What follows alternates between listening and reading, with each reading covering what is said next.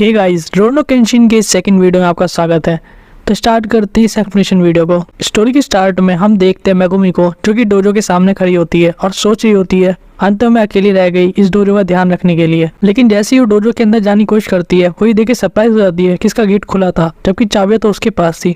उसे 1 मिनट के लिए लगता है कहीं याइको या कोई और तो वापस नहीं आया था सामान रखने के लिए, लेकिन वो काफी ज्यादा कंफ्यूज होती है कि कहीं केंशन तो वापस नहीं आ गया। लेकिन जब वो गेट खोल के अंदर जाती है, उसे कोई और ही आदमी दिखता है।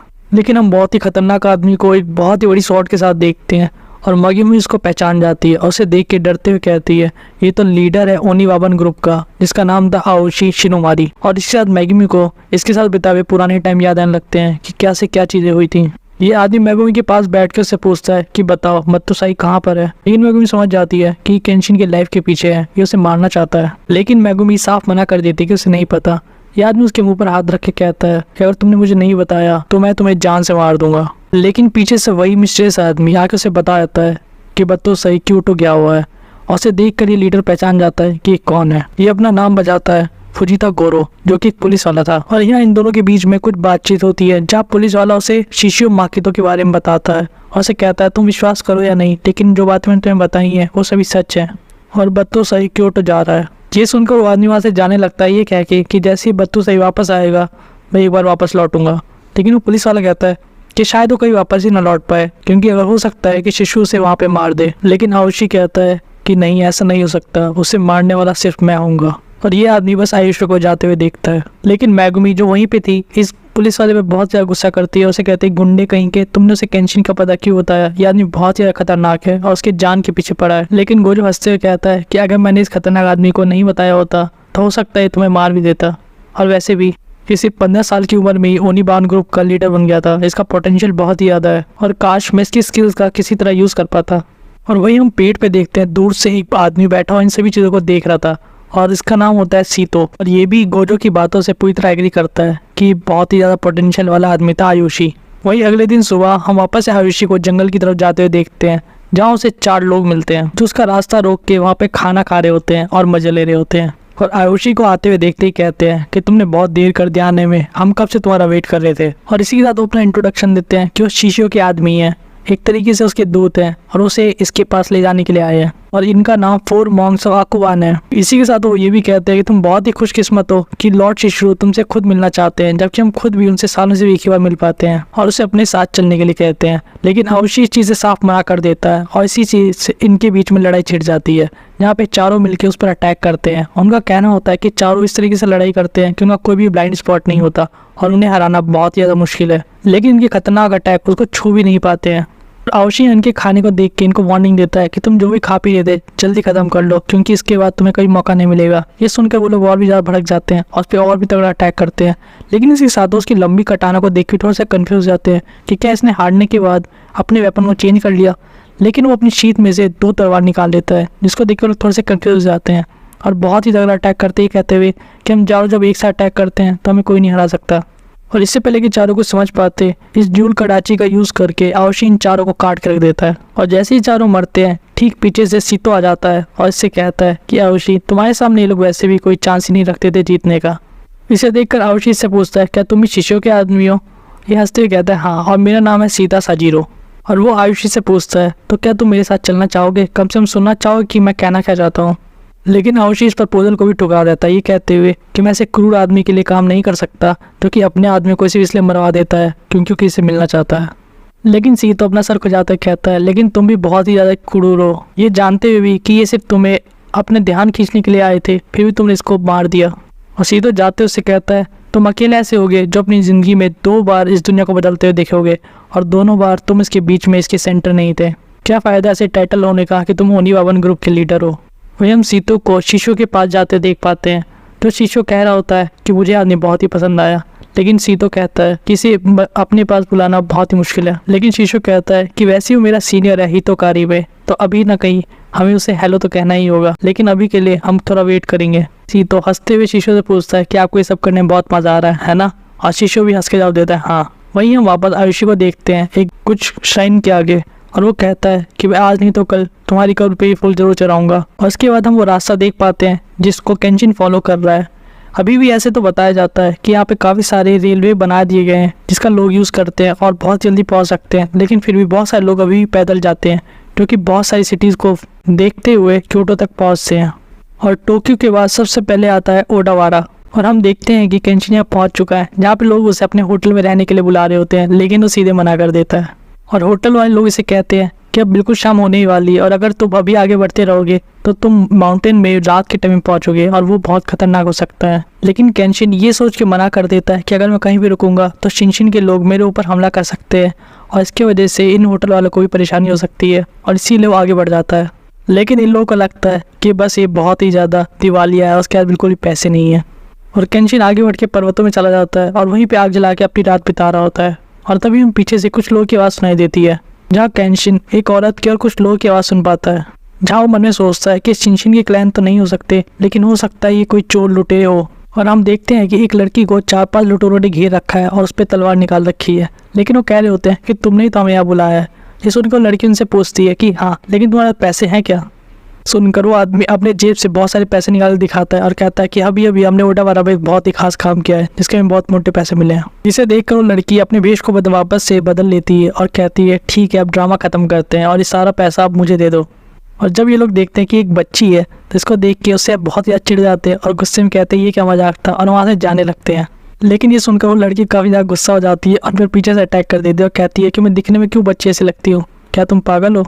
लेकिन इन लोग के जब समझाने पे वो नहीं समझती तो ये लोग कहते हैं कि हम वैसे भी चोरी करके आए हैं और थोड़ा सा मर्डर करना हमारे लिए कोई बड़ी बात नहीं है। और इसी के साथ एक आदमी इस लड़की को पीछे से पकड़ लेता है ताकि दूसरा आदमी उसे मार सके, लेकिन वो लड़की बहुत ही आराम से इससे बच जाती है और उन सब की को पीट कर उनका पैसा लेकर वहाँ से जाने लगती है। लेकिन तभी पीछे से केंशिन आ जाता है और कहता है कितनी अजीब बात है, लुटेरे को लुटते हुए मैंने पहली बार देखा है, वो भी एक लड़की लुटेरी कैसे हो सकती है। जिस सुनकर लड़की वापस छिड़ जाती है और कहती है तो तुम्हें क्या लगता है क्या लड़कियाँ चोर नहीं हो सकती। लेकिन केंशिन उस पैसे की बोरी को देखते हुए कहता है नहीं नहीं, लोगों को तो लुटेरा होना ही नहीं चाहिए, चाहे वो कोई भी हो। तो सुनकर लड़की हंसते हुए कहती है तो अब तुम मुझे बताना चाहोगे कि मैं क्या करूँगी। ठीक है, मैं तुमसे भी चुराऊंगी। और उसकी कटाना को देखती है जो कि इसकी बेल्ट में होता है और उसे कहती है कि पैसे के बदले मैं तुम्हारी कटाना को चुरा लूंगी। इसी के साथ वो केंशिन पे एक जोरदार अटैक करने की कोशिश करती है, लेकिन केंशिन उसे बहुत ही आराम से डॉज कर जाता है और बदले में उसके पैसे ले लेता है। और जब ये लड़की वो देखती है कि इसके अटैक को उसने डॉज कर लिया और साथ में उसके पैसे भी ले लिए तो काफ़ी ज़्यादा कंफ्यूज और सरप्राइज हो जाती है और उस पर चिल्लाने लगती है और अपनी कुनाई निकाल के उस पर अटैक कर देती है। लेकिन केंशिन उसी के क्लॉक का यूज़ करके अपने आप को बचा लेता है, जिसे देखकर वो और भी ज़्यादा चिढ़ जाती है और इसकी वजह से वो कपड़ा फट जाता है, जिसे देखकर लड़की और भी ज़्यादा गुस्सा हो जाती है और उसे कहती है कि मेरा कपड़ा वापस करो और साथ में मेरे पैसे भी। लेकिन केंशिन का कहना होता है कि पैसे तुम्हारे नहीं है इसलिए तुम्हें नहीं मिलनी चाहिए। लेकिन लड़की कहती है पहले तो तुम मुझे पैसे दोगे, भरपाई भी जो तुमने मेरा कपड़ा फाड़ा, और उसके साथ ही मेरे ये पैसे क्योंकि इसे मैंने जमा किया है इनसे छीन कर, और अगर तुम्हारे पास पैसे नहीं है तो बदले मुझे अपनी कटाना दे दो। और केंशिन उसे अपनी कटाना दे देता है, जिसे देखकर लड़की काफ़ी ज़्यादा खुश हो जाती है और सोचती है कि सही में बहुत ही ज़्यादा वैल्यूबल चीज़ होने वाली है। लेकिन जैसे उस कटाना को निकालती है वो देखती है कि इसके उल्टी तरफ ब्लेड बनी हुई है। केंशिन उसे बताता है कि ये बहुत ही खास तलवार है और अगर तुम किसी भी लोहार को इसको बेचोगी तो तुम इसके कुछ ही पैसे नहीं मिलेंगे, क्योंकि ये डबल साइड ब्लेड ना होकर एक बैक ब्लेड है। लेकिन लड़की कहती है कि चाहे कुछ भी हो, अगर मुझे इसके कुछ पैसे ही मिले चाहे चवन्नी मिले, फिर भी मैं इस कटाना को रखने वाली हूँ क्योंकि इससे कुछ तो मिलने ही वाला है। लेकिन केंशिन कहता है रुक जाओ प्लीज़, ये मेरी फेवरेट तलवार है। तो लड़की कहती है कि जो कपड़ा तुमने भी फाड़ा वो भी मेरा फेवरेट था, उसका क्या। और केंशिन उसे कहता है ठीक है मैं बदले में तुम्हें सारे पैसे दे दूंगा जो भी मेरे पास है। और लड़की देखती है कि वो बहुत ही कम पैसे होते हैं जो कि केंशिन उसे दिए होते हैं और उसे गरीब कह के उसका मजाक उड़ाती है। और एक साथ केंशिन वो चुराए हुए पैसे को लेके वापस जाने लगता है, ये कहते हुए कि इसके जो भी रियल ऑर्डर है मैं उसे वापस कर दूंगा। लेकिन लड़की उसके पीछे जाने लगती है, ये कहते हुए कि मैंने तुम्हें कहा था ना कि मैंने कमाया है इन लुटेरे से चुरा कर। केंशिन उस जगह पे पहुंच जाता है जहाँ से पैसे चुराए गए थे और देखता है कि लगता है इन्हें अभी तक नहीं पता लगा कि इनके यहाँ से चोरी हुई है, और कहता है कि ठीक है, इससे मेरा काम और भी आसान हो गया। वो उछल के ऊपर चढ़ा जाता है और कहता है कि मैं पैसे वापस कर दूंगा। लेकिन यहाँ पे केंशिन नोटिस करता है कि लड़की की मूवमेंट बहुत ही ज़्यादा फास्ट है, वो कुनाई भी यूज़ करती है और उसकी मूवमेंट बहुत ज़्यादा तेज़ है और वो समझ जाता है कोई साधारण लड़की नहीं है। ये दोनों वो पैसा वहाँ वापस रख के वहाँ से बाहर निकलने लगते हैं, जहाँ आपस में बात करते हैं और लड़की से बताती है कि कैसे वो क्योटो वापस जाना चाहती है, लेकिन उसके सारे पैसे खत्म हो गए हैं। अगर उसके पास पैसे नहीं रहेंगे तो क्योटो नहीं जा पाएगी और इसीलिए वो चोरों से चोरी करके उन पैसों का यूज़ कर रही है वापस क्योटो जाने के लिए, जहाँ उसका घर है। लेकिन केंशिन उसके सारे प्लान को ख़राब कर दिया। लेकिन केंशिन उसे पूछता है कि एक लड़की टोक्यो में क्या कर रही है अकेले अपने घर क्योटो से इतना दूर, जहाँ लड़की आगे बढ़ते हुए उसे बताती है कि जब मैं पैदा हुई थी तब मेरा पूरा परिवार ख़त्म हो चुका था और किसी ने मुझे गोद लिया और मुझे इतना बड़ा किया और मैं उसी को और उसके दोस्तों को ढूंढने की कोशिश कर रही हूँ, क्योंकि जैसे ही मेजी इरा चालू हुआ था उसके कुछ समय बाद ही उसके ग्रैंडपा के साथ उसने मुझे छोड़ के चला गया था और इसीलिए मैं उसको तब से ढूंढने की कोशिश कर रही हूँ। और जब भी पूरे देश में कोई भी अफवाह उनके कहीं पहुँचने की सुनती हूँ तो मैं उनको ढूंढने के लिए निकल जाती हूँ, लेकिन वो अभी तक उसको ढूंढने में नाकामयाबी रही है। वही केंशिन से उसका नाम पूछती है कि आखिर वो है कौन, और उससे पहले अपना नाम बताती है कि उसका नाम मिसाओ है, मिसाओ माकीमाची। वहीं केंशिन उससे कहता है कि चाहे तुम्हारे पास बिल्कुल पैसे क्यों ना हो, तुम्हें चोरी तब भी नहीं करनी चाहिए, ये गलत बात है। तुम्हें अपने दादाजी को कोई लेटर लिख के भेजना चाहिए ताकि उनकी तरफ से कोई छोटे से यहाँ पे आकर तुमको वापस ले जाए। इसी के साथ केंशिन उसको वार्निंग भी देता है कि ऐसे लोगों का लोकल डॉन या याकुजा के साथ संबंध होते हैं और ऐसे केस पर अगर तुम उन्हें लूटती हो तो तुम पर वापस से हमला भी कर सकते हैं और ये बहुत ज़्यादा खतरनाक हो सकता है। और तभी केंशिन पीछे कुछ लोगों को आते हुए सुन पाता है और केंशिन की बात सही होती है। वो लुटेरे अपने बहुत सारे साथियों को लेकर इन पर हमला कर देते हैं। यहाँ पे लगभग 30 होते हैं और ये सिर्फ 2। ये लड़की काफ़ी ज़्यादा डर जाती है और उनसे लड़ने के लिए तैयार होती है अपनी कोनाई के साथ, लेकिन तभी केंशिन अपनी तलवार आगे निकाल के आगे बढ़ता है, जिसे देख के लोग सोचते हैं कि अकेला क्या कर लेगा। लेकिन केंशिन अपने शॉट के एक ही वार से उस पूरे पुल को ही तोड़ देता है जिसके ऊपर वो सभी लोग खड़े होते हैं, ये कहते हुए कि तुमने भी चोरी की और मिस मसाओ ने तुमसे चोरी की, तो तुम दोनों ही गलत थे और अब बात बराबर होती है। और इसी के साथ वो जंप करके वहाँ से चला जाता है और बाकी सब पानी के अंदर गिर जाते हैं। वहीं केंशिन मसाओ को बचाकर साइड पे ले आता है और उसे बताता है कि पहले के टाइम पे मैं पुल पे बहुत ज़्यादा लड़ाई करता था, जहाँ पे दुश्मन मेरे से बहुत ज़्यादा होते थे और हमें चारों तरफ से घेर लेते थे। ऐसे केस में पुल के बीच में काफ़ी ज़्यादा पुश आता था और वहाँ पे अगर अटैक करते थे जिससे पुल बहुत ही आराम से टूट जाता है। और वही टेक्निक मैंने आज वापस से यूज़ की है। और मिसाओ को छोड़कर केंशिन वहाँ जाने लगता है, जिसे देखकर मिसाओ कहती है कि ये बहुत ही अमेजिंग था, लेकिन जिन लोगों से मैं ढूंढ रही हूँ वो इससे भी ज़्यादा अमेजिंग काम कर सकते हैं। केंशिन ये सुनकर मुड़ के पूछता है, अच्छा ऐसा क्या? और मिसाओ अपनी बातों कंटिन्यू करते हुए कहते हैं कि हाँ, इन लोगों का काम एडो कासल को गार्ड करना था, वो भी छुपकर, जब बाकुमात्सु इरा के अंदर काफ़ी ज़्यादा हलचल थी। जिसे सुनकर केंशिन ठिठक जाता है और शॉक हो जाता है और उसके बाद वापस मिसाओ की तरफ देखने लगता है। वही मिसाओ कह रही होती है कि मैं सोचती हूँ कि वो लोग अभी क्या कर रहे होंगे।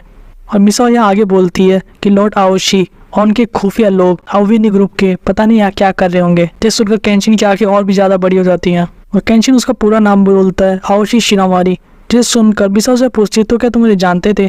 और इसके साथ केंशिन को काफ़ी सारा फ्लैशबैक आने लगता है पास्ट का, जब उनके साथ उनसे फाइट कर चुका है। इसी के साथ रोनो केंशिन की इस सेकंड एक्सप्लेनेशन वीडियो को खत्म करते हैं। तो अगर आपको वीडियो पसंद आई हो तो इस वीडियो को लाइक कीजिए, हमारे चैनल को सब्सक्राइब कीजिए, इस वीडियो को ज़्यादा शेयर कीजिए और हमें कमेंट करके बताइए कि आपको और कौन सी वीडियोस चाहिए। तब तक के लिए आप हमारी दूसरी टावर ऑफ गॉड की वीडियोस भी देख सकते हैं।